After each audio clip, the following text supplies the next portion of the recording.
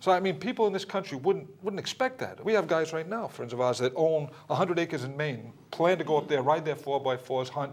The freedom of private ownership, that's going to be something of the past if this goes through. Yeah, you're going to find most management of land is going to be through the regional planning commissions. These are regional bureaucracies. They're unelected, unaccountable.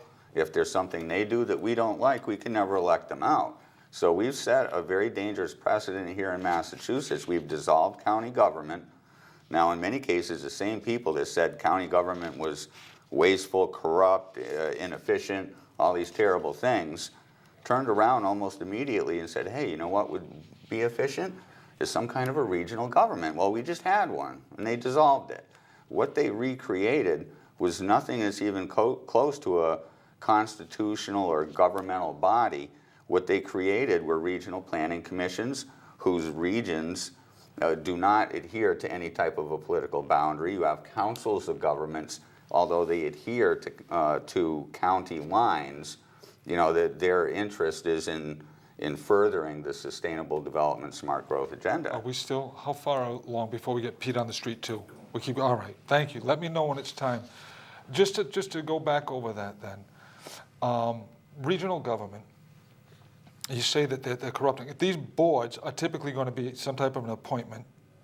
Yes, well, these are kind of non-profit type of situation. They've been given governmental powers by statute. We can see even on a local level where appointments can actually go awry. You know, we have the mayor, the governor, and I'm not pointing to any particular mayor, but when officials have the power to appoint, those appointed officials then can pay back the people who have helped them.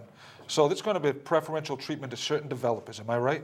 Yes, in fact, there's a push right now to create this group of developers, green developers, benefit corporations is what they come in named as. And it always comes under the green, yes, because that sounds attractive. Who wouldn't want clean air, clean water? So they slip it in under that. Yeah, in all our legislation, there's always incentives. The government likes to call these incentives, and the people, the taxpayers, often call them bribes because we wallow that much deeper into the weeds. And they provide all these opt-in type of situations where you can get even more grant money if you opt into a higher level of green status and sustainability. But I got to tell you, this is economically unsustainable. To go back to the land trust situation, here's a network of groups who have exploited Chapter 184, Sections 31 through 33 of the Mass General Law that allows for perpetual deed restrictions. Until very recently, that was considered just illegal and morally wrong. Perpetual deed, just so people understand, somebody, an acquaintance I know, actually owns some property in Idaho. He had to fight, even though he owned the 900 acres, he had to fight a long legal court battle, and he had the money to do it, in order to return the rights to minerals on his own land, to even cut his own trees. Yes. Oh, they're restricting water, wood. Am I right? So in other words, you could buy 15 acres in Massachusetts and think, well, I'm going to be able to farm this, plant trees, cut them down, do what I want. No. Those rights could be taken. Not if it's under a deed restriction, and that's what this is it's a blemish on your deed that immediately wipes out 2/3 of the value of that property, which is why it's economically unsustainable.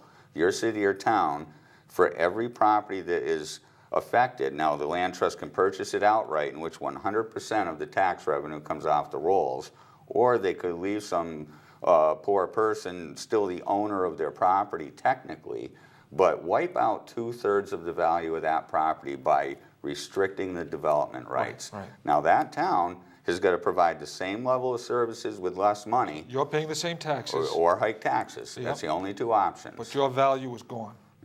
Correct. And the back end, what we don't see right away, it's a lag period, but as you go down the road, inherently you're going to have inflation of necessary building materials, sand, gravel, stone, timber. If it's all being locked up in these deed restrictions Land trusts. Through the land trusts, then you're going to have, and I don't care if you're a green developer who's preferred by government, or if you're a private sector guy just trying to make a go of it, the cost of those materials are going to go up, and therefore the cost to the residents, to the citizens, is going to go up as well. So this is not an economically sustainable plan. You know, to show how terrifying and real this situation is. Look it up, Google Agenda 21 online. It's easy to find this material. This isn't a conspiracy theory. This isn't projected just by Glenn Beck, although he's written quite a bit about it. But there are quite a few people, and that is nonpartisan, Democrats, Republicans, Independents, talking about this matter. I'm surprised we just don't see it covered on mainstream at all. Yeah, I mean, here's the cover of the document itself. It's still readily available for download. We've had detractors come up and tell me, ICLEI, for example, when they formed prior to 1992, they were called the International Council for Local Environmental Initiatives.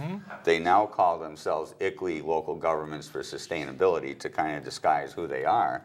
But we have several cities here in Massachusetts who are members of this organization. It's a violation of the Constitution. It's an international group that they've created a contract with, and the Constitution says no. We hear people say that it's not associated with Agenda 21. Well, the local Agenda 21 Planning Guide, an Introduction to Sustainable Development Planning. Yep. This here is a manual, and it's written by ICLEI. ICLEI, absolutely. We no longer can deny that this exists. And I may have started to say this before, but the state of Missouri. Hey, Doc, we got Yes, sir. 5 minutes to wrap. Good. I'm going to say one last thing, and then Let's do our Memorial Day special. that sounds great. Give me 1 second, and we'll get right on to it. Thank you. I just wanted to say this is so dangerous that the state of Missouri, actually, their legislative body, their Congress, has already had hearings on this and outlawed it. It is now in the hands of their governor to decide whether or not anything, it's a simple 2-page bill that says anything associated with Agenda 21 is illegal. No illegal land grabs.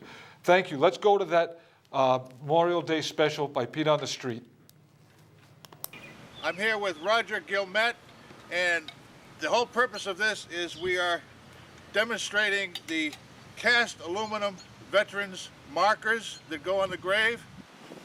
They're placed securely in front of the grave, and then a flag goes right into it.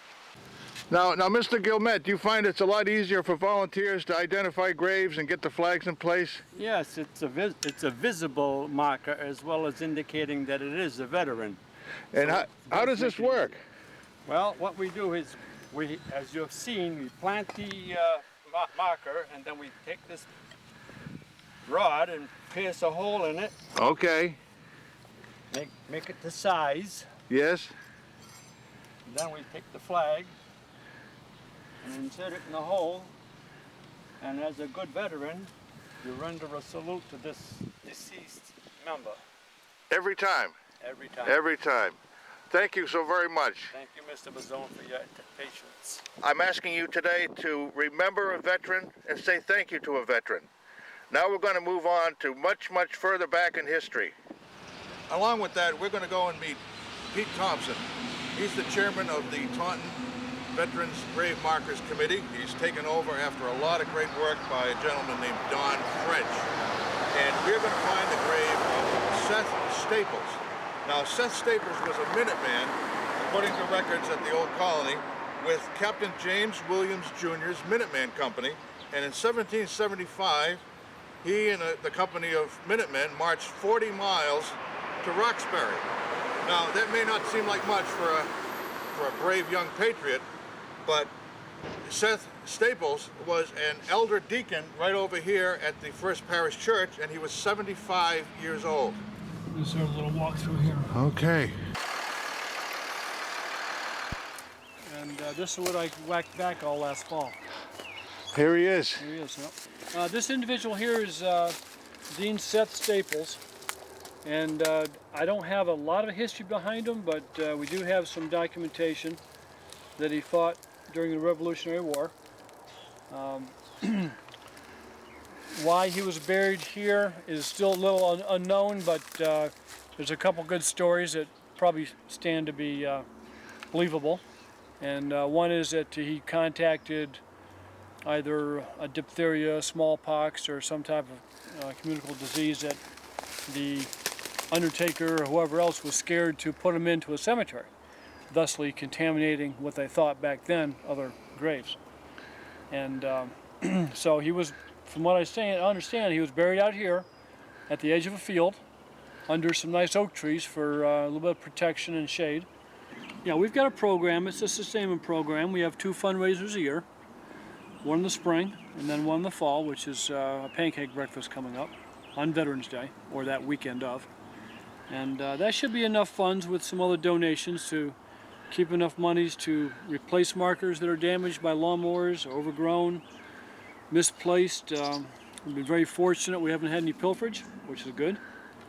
Reason for that, I think, is the fact that the aluminum is a scrap aluminum, Yes. and it really has no value. Oh, okay, that's good. It might be worth 3 or 4 cents to a guy that went to a scrap yard. So, and we've located, identified this marker and passed it around town. So.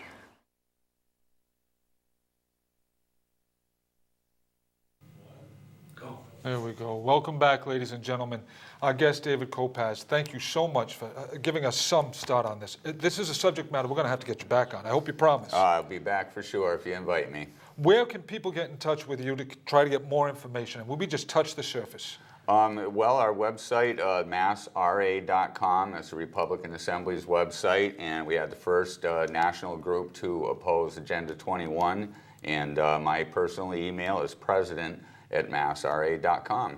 All right, so they can get in touch with you, maybe find out more. They can Google it online, but I encourage people, please pick up that computer, just look it up and try to find out more information about this. What are some of the towns? Oh, and you know what, David? We're getting the cutoff. We're going to have to take this up next time. Thank you once again. Ladies and gentlemen, Taunton RCC, The Right Side. Please tune in with our next show when Gene McCaffrey comes on and talks about the Taunton RCC. Thank you for tuning in to The Right Side. The Right Side is produced, directed, and written by the Taunton Republican City Committee. The opinions and views expressed are solely ours. They do not reflect the views and opinions of Taunton Cable Media Access. Now, if you wish to contact us with your reactions, thoughts, or ideas, go to the Taunton Republican Committee website. Click on The Right Side and fill out the comment form at the bottom of the page. That's all there is to it.